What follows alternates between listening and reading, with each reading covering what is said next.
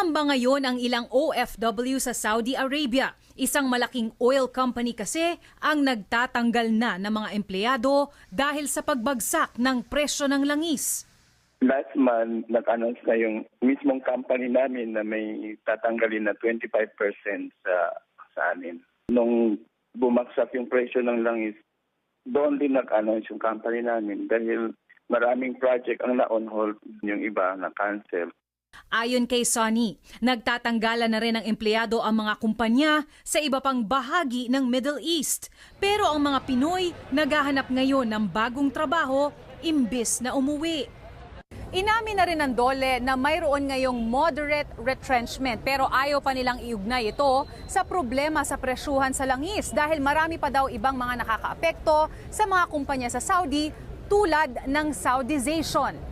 Sa kabila nito, naghahanda na rin ang gobyerno sakaling magkaroon ng employment crisis. Oras na makauwi ang apektadong OFW, kailangang dumiretso agad sa POEA o DOLE para mabigyan ng tamang tulong.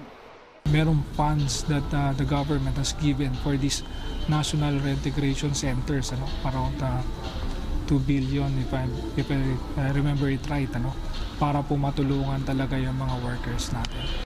Wala raw gagastusin ang mga OFW sa mga training at tutulungan rin silang makahanap ng trabaho dito sa Pilipinas o di kaya ay sa abroad.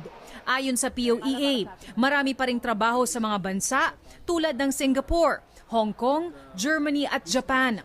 Pwede rin kumuha na lang ng loan para makapagnegosyo. Pero aminado rin ang POEA na hindi nila kayang tapatan ang sweldo ng OFW sa ibang bansa. Titingnan po natin kung ano yung mga opportunities. Although yun nga yung reality rin doon is we cannot really compare yung dollars from peso. Pero best effort po.